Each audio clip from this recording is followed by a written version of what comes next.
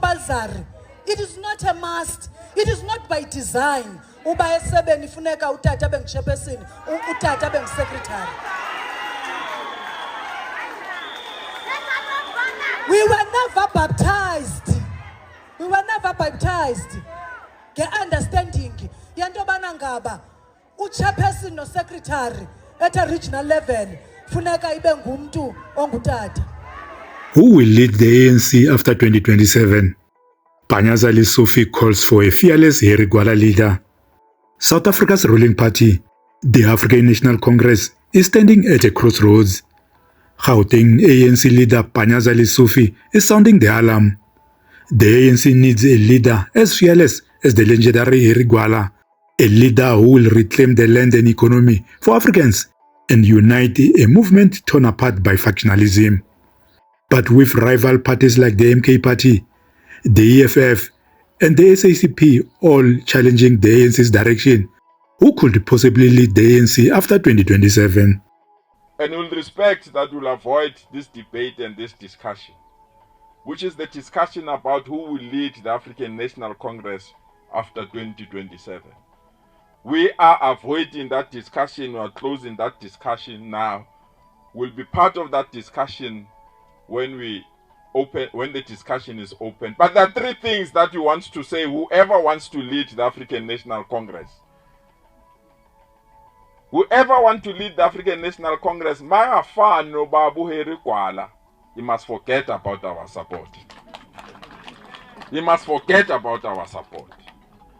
Asifuna makwala, asifuna umuntu otatazela belungu, sifuna umnotho wethu phansi uzela kithi.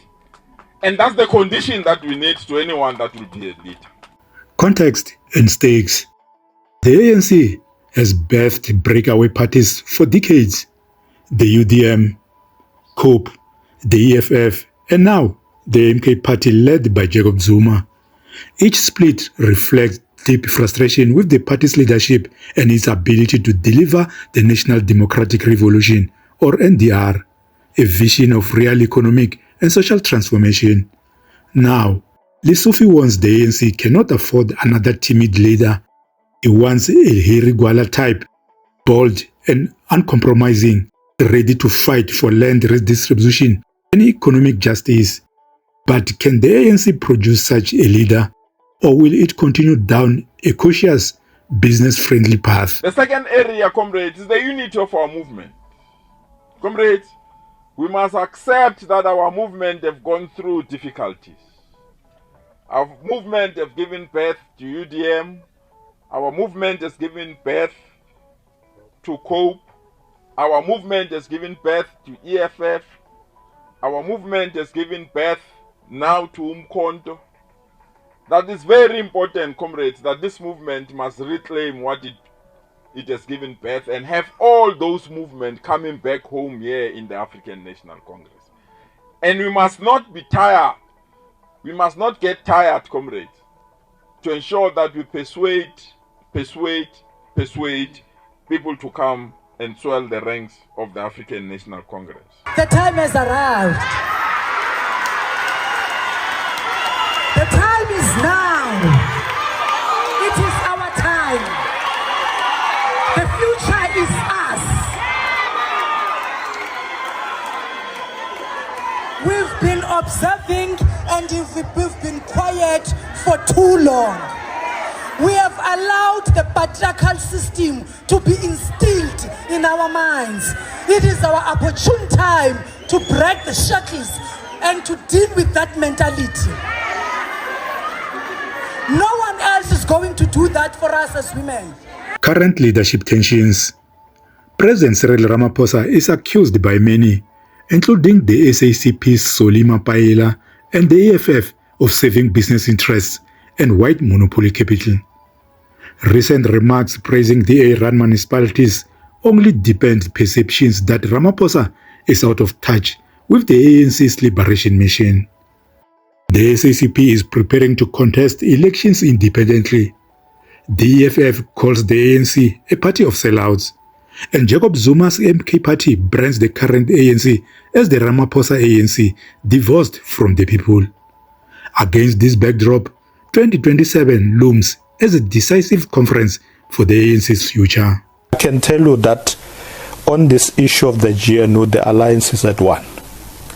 But certainly not at one, Deputy President. Solly Mapaile, the General Secretary of the SACP, says, I can't sleep. Every time I think about the GNU, I can't sleep. Then there can't be one.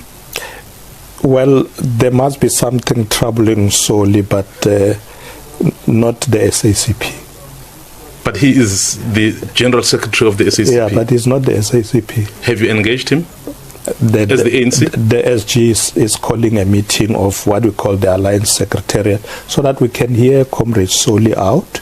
He's unhappy about something. That we made it very clear that we have a problem with the GNU, in particular DA, which is anti-workers. The DA has announced publicly that if they get into parliament, they are going to retrench, they are going to reduce the rights of the workers, they are going to make sure that they reduce the public servant. What are they doing in Cape Town? Teachers are retrenched, and this GNU keep quiet. So it's not the General Secretary of the party who's got a problem with the GNU. We as workers and the working class, we've got a problem with the GNU. For his part, Solly Mapaile described Mashatile's assertion as a tactic to divide and isolate him from his collective. Unfortunately, it's a tool that was utilized by the apartheid regime in order to divide the liberation forces. I presented the political report in the last Central Committee meeting that was clear about our position in this regard and even our options. The options that we shared with the ANC at a meeting of the Alliance Secretariat. And the option that we also shared with the ANC in a briefing session that they also had of the Alliance Political Council, in which we disputed the coordination of that meeting because the Alliance Secretary didn't set the agenda for it. So it was a briefing session, and we agreed we would have a proper political discussion, which hasn't taken place as yet. Mapaile says they are unmoved in their criticism of the GNU, insisting that their only concern is about the welfare of the poor and the working class. It doesn't matter what leaders are saying, because sometimes leaders want to justify things because they want legitimacy in office. We're not concerned about legitimacy in office. We're not concerned about positions in office. We are concerned about the conditions of the working people, of the poor in our country. That's what frustrates us as the Communist Party.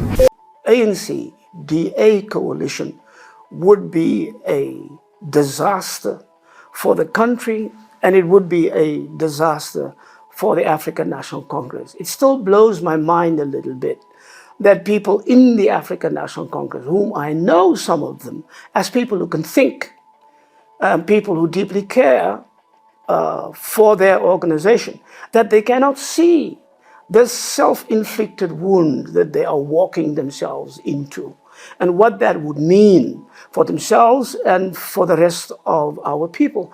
So if you think that there is any common ground between the policies of the DA and the policies that the ANC proclaims it stands for, then you must be totally out of your mind. I can't see that.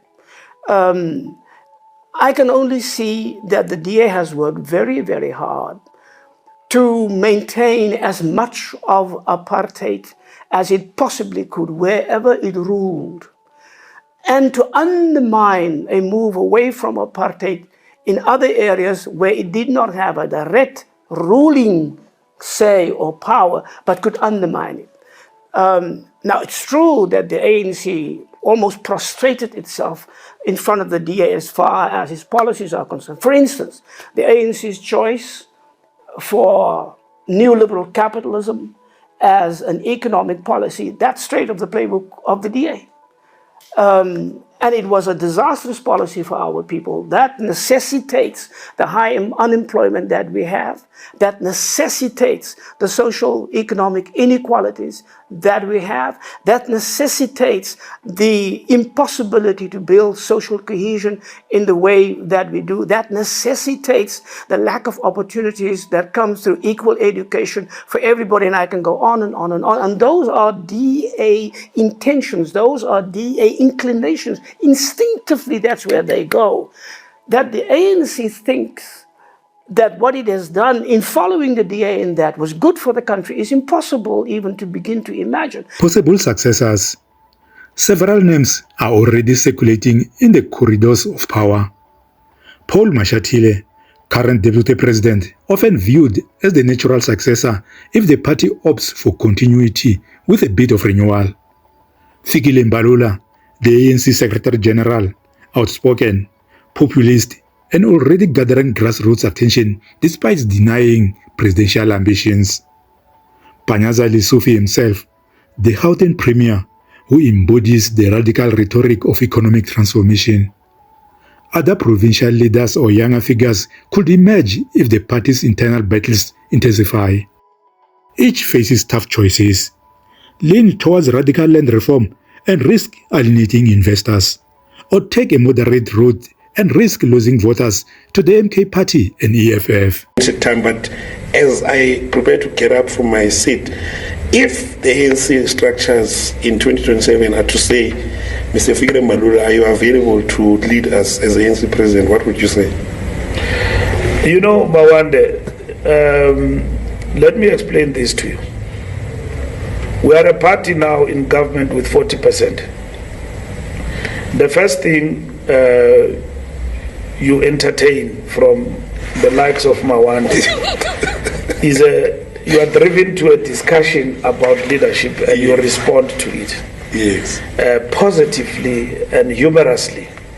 That no, on that day and this day I will be there and all of that. You start a debate when the party is 40% down. Understood. Where I will be at that moment is that as part of the collective, I think we would have appreciated this moment, I believe, and make our structures to appreciate this moment, a moment where the possibility of losing power is ever present, and that it is important to work for each other as a collective and support each other to ensure we consolidate unity of purpose of the ANC and the people of South Africa in particular. So for me, I mean, as the Secretary General, I would have failed in my task if I were to entertain such questions. I know structures are busy with suggestions, throwing names, and you are asking me that question deliberately because in the cocoons where people meet, Mbalula must contest. When Cyril leaves, Mashatile must succeed the heir, you know, because he's in the right position and all of that. I'm not for that, those discussions. I think what society is expecting from us now is that these ones, after 3 months, they will have forgotten where they come from. And then the opposition will be consolidating itself. They will be fighting each other about who must come in and all of that. That, to me, is the easiest discussion we're going to have and finish in no time. And it must be left to that moment when that time and its time has actually come. And at that moment, when you ask, I will tell you. Scenarios for 2027. Analysts see 4 broad paths. Reformist continuity. A Mashatile-type leader promises renewal, but stays business-friendly. Radical turn. A left-wing figure drives land expropriation and economic nationalism. Unity candidate. Someone acceptable to both radicals and moderates to heal ANC fractures. Status quo. A safe, investor-friendly leader who risks further electoral decline. Each path carries risks. None guarantees that the ANC can reunite its breakaway offspring or halt its decline. The big question: will the ANC ever reunite the forces it has lost? The EFF, MK Party and SACP accuse the ANC of betraying the revolution. Reconciliation would require radical policy shift, deep reforms, and trust building that many believe the current leadership is unwilling or unable to deliver. Closing challenge. Lesufi's call for a Harry Gwala leader is more than nostalgia. It's a demand for an ANC that reclaims its liberation mission, land, economy, and true equality. But South Africans must ask, can the ANC still produce such a leader? Or will new movements outside the ANC carry forward the dream of the national democratic revolution? What do you think? Who could step up to lead the ANC after 2027? And can any leader truly unite these divided forces? If you found this breakdown insightful, hit the like button, share this video, and subscribe to Inkari Is Time for more in-depth analysis of South African politics. Thanks for watching and take care.